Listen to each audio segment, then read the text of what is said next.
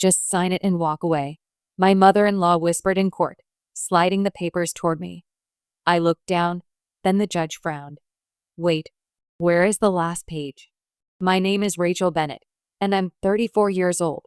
I worked as a medical records assistant. Quiet job, steady pay, nothing flashy. Married into a family that always valued status, appearances, and control. I wasn't rich or glamorous, but I had something they didn't expect. I was patient. I listened.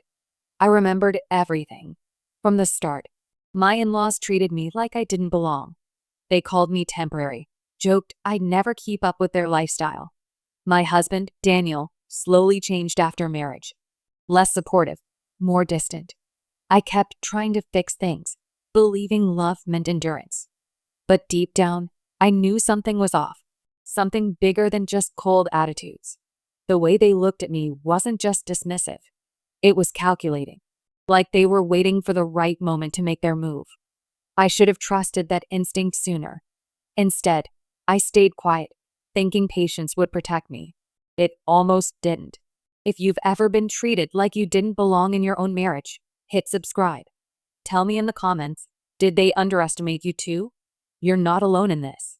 And if you've ever stayed quiet while being pushed aside, click hype.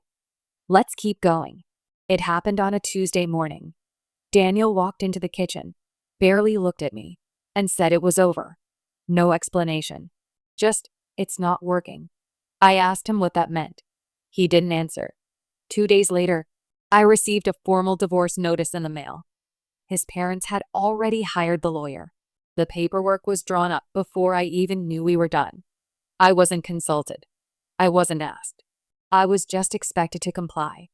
On the day we went to court, his mother handed me a folder in the hallway. She leaned in close, her perfume sharp and suffocating, and whispered, "Take what little you're getting and leave quietly." I opened the folder. The settlement was a joke, barely enough to cover rent for 6 months. No mention of the savings we built together. No mention of anything I contributed. I looked up at her. She smiled, cold and thin. "You don't have the standing to argue," she said. His father added, "This is generous considering what you brought into this family." I felt my face flush. Humiliation settled in my chest like a stone. The judge began reviewing the documents. Everything seemed routine. Daniel's lawyer spoke calmly, as if this was already decided. Then the judge paused. He flipped through the pages again, frowning. "This agreement references an appendix, but it's not here." The room went still. I saw Daniel's mother glance at his father. Just for a second. But I caught it. The truth started unraveling fast. I found out later that Daniel had been planning this for months. He'd quietly moved money into accounts I didn't know existed, transferred funds to his parents' names, changed beneficiaries on our joint investments without telling me. His mother had been busy too.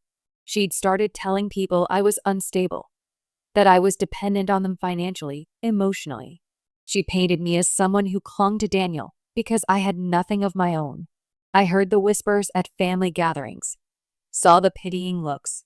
It was deliberate, calculated. They wanted me isolated before the divorce even began.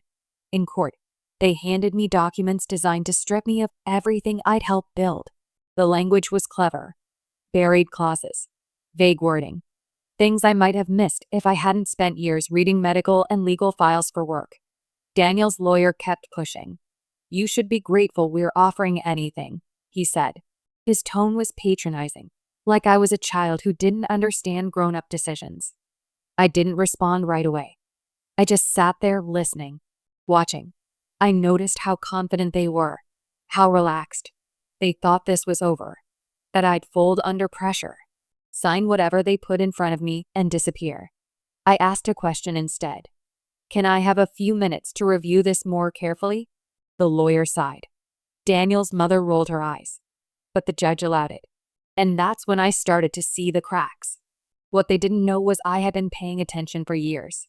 My job taught me how to read documents closely, how to spot inconsistencies, how to track what's missing. I'd seen drafts of agreements left on Daniel's desk at home, printouts of financial statements he thought I wouldn't understand. I didn't confront him then. I just made quiet notes, kept copies of emails, screenshots of messages, not because I wanted revenge, but because something in me knew I might need proof one day. That missing page? It wasn't an accident. It was deliberate. That page was supposed to outline full asset disclosures, everything Daniel and his family were hiding. Without it, the agreement looked clean, but I knew what it was supposed to contain. And I knew they were counting on me not noticing. There was only one person in that family who ever treated me like I mattered. Mia, Daniel's cousin. The one they called difficult. The one who didn't play their games. She reached out to me a week before the court date. We met for coffee. She didn't sugarcoat anything. They think they've already won, she said. That's when they get careless. She told me stories. How the family had done this before. How they controlled narratives, manipulated situations, made people feel small so they'd accept less.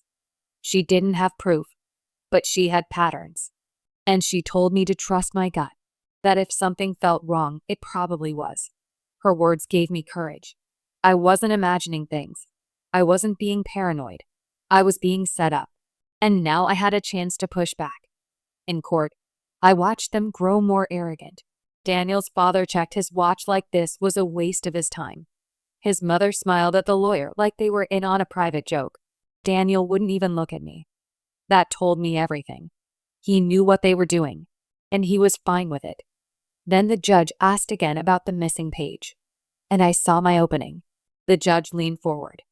The agreement cannot proceed without the reference page. Daniel's lawyer tried to brush it off. Your Honor, this is just a minor clerical issue. We can provide it later. But the judge shook his head. No, if this document references disclosures, I need to see them now. That's when I spoke. My voice was steady, calmer than I felt. Your Honor, that page outlines asset disclosures. Without it, this agreement hides accounts and transferred funds. The room went silent. Daniel's mother's face went pale.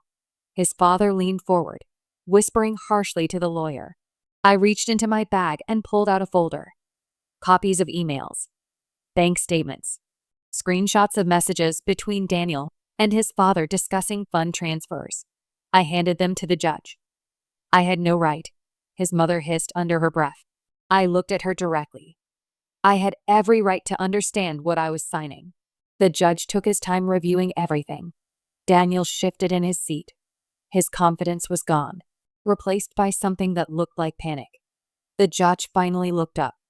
I'm halting these proceedings. This agreement lacks integrity.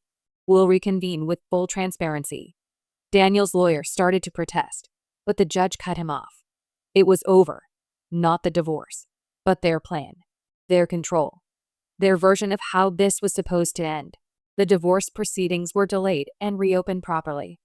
I was given fair representation, real legal standing. Daniel's family faced serious questions about their attempt to manipulate the process. The hidden accounts were exposed, the transfers scrutinized. Daniel was forced to negotiate honestly for the first time in months. When it was finally over, I didn't walk away with everything, but I walked away with what was fair. More importantly, I walked away with my dignity. I stood in the courthouse parking lot afterward, breathing in the cold air, and I thought about how close I came to just signing, to believing I didn't deserve better. They thought silence meant weakness. It was just patience and preparation. I didn't need their approval anymore. I didn't need to belong to a family that saw me as disposable. I chose myself, fully, finally. And that was the real victory. If someone ever tried to pressure you into signing something unfair or taking less than you deserve, you know how that feels. Share your story in the comments. I want to hear it. Subscribe if you believe in standing up for yourself, even when it's uncomfortable. Click hype to help this story reach others who need that courage. Did this story hit home? Let me know by liking the video and sharing your thoughts in the comments. Click hype to help this story find others who felt the same way. Your support makes a huge difference.